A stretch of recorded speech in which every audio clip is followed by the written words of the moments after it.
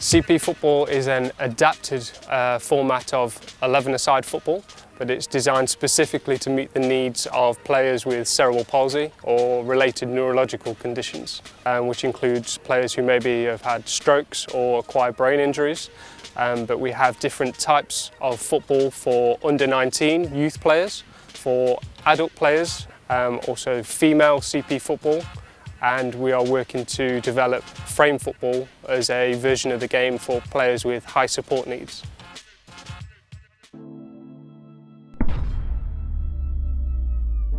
In IFCPF we have a 4-year tournament cycle. In the odd years we have always the World Championships and the World Cup.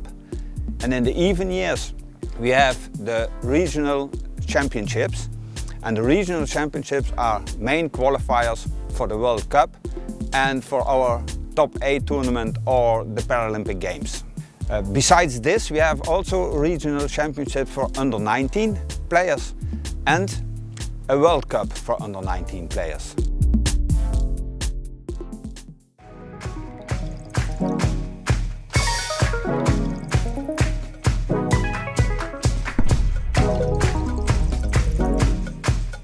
We have 30-minute halves, so we have shorter half times.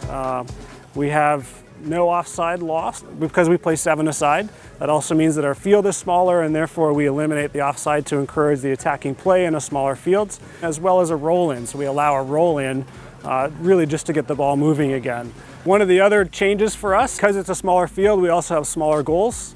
And that again allows for the goalkeepers to be able to be mobile and still make the saves within our match.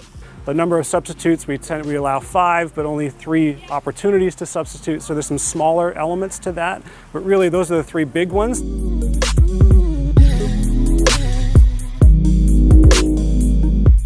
Classification have 3 stages called the athlete evaluation session.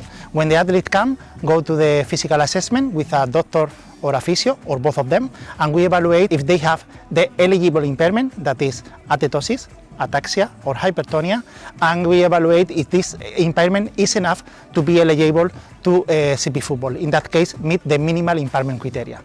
After this assessment, in the technical assessment, we evaluate the performance of some performance tests, is the jumping, running, change of direction ability, passing, etc.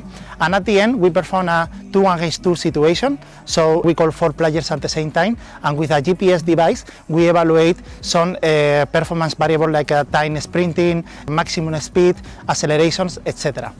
This is the second step. After these 2 steps, we provide to the players a class and a status. The status usually is observation assessment. The observation assessment is the athlete go to this class, is FT1, FT2 or FT3, go to the competition and the classifiers observe the performance of the player in a real competition. If this performance match with the impairment in the physical assessment and the performance in the technical assessment, the athlete receive or a confirmed class, so don't need any classification anymore, or review fixed date or review for another competition.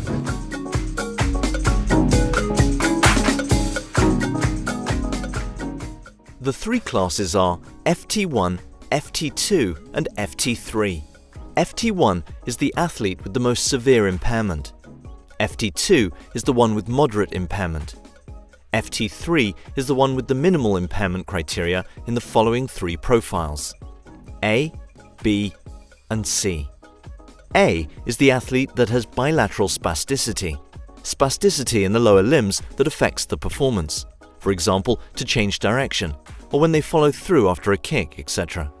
The second profile is B. B are athletes with athetosis or ataxia. These people have coordination impairments. Involuntary movement during coordination or impacts the fluency of the movement. For example, running short or long distances, kicking a ball, or stopping after an acceleration. The last one is Profile C. Profile C are people with unilateral spasticity or hemiparesis. These athletes have spasticity in one half of their body, right or left. So we have 3 profiles, A, B and C. And all these profiles are ranked in severity in the classes FT1, FT2 or FT3, from most severe impairment to minimal impairment.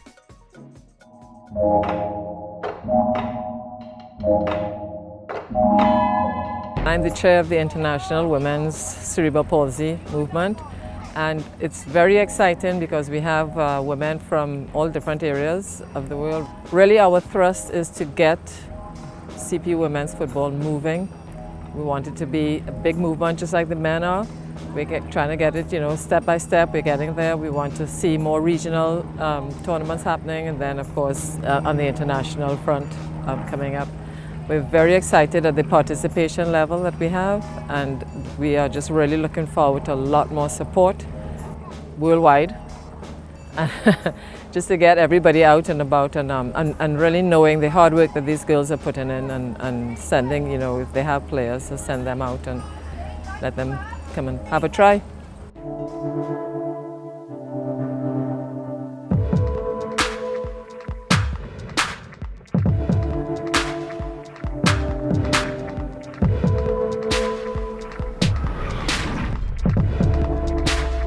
IFCPF promotes CP football all around the world.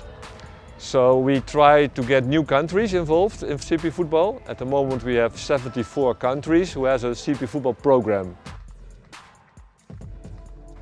For new and developing countries, IFCPF has a grant available to host a coach education course. The main items in the coach education course are what is CP football, introduction to classification, of course practical coaching sessions, the laws of the game and player recruitment. One of the most common questions asked to IFCPF is how to find new players. That is not an easy question to answer. IFCPF advises to use your own website, the website of your organization or association, especially to use social media, because a lot of young people are on social media, but also contact physiotherapists and doctors' departments. But one of the most important things is to use the word of mouth to spread the message.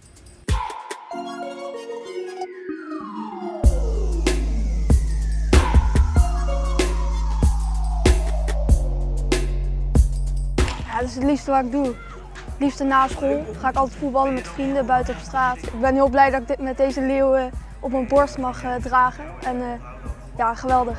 パラリンピックでも活躍できたらいいなと思っています。El fútbol con parálisis cerebral para mí significa mucho porque es una manera de practicar el deporte que más me gusta y también de superarme día a día. ความรู้สึกที่ได้เป็นกัปตันผมก็ไม่ฝันว่าจะได้เป็นกัปตันครับทีแรกก็นึกว่าจะได้เป็นผู้เล่นตัวหลักแค่นั้นแต่เขาก็ให้ผมเป็นกัปตันครับก็ดีใจ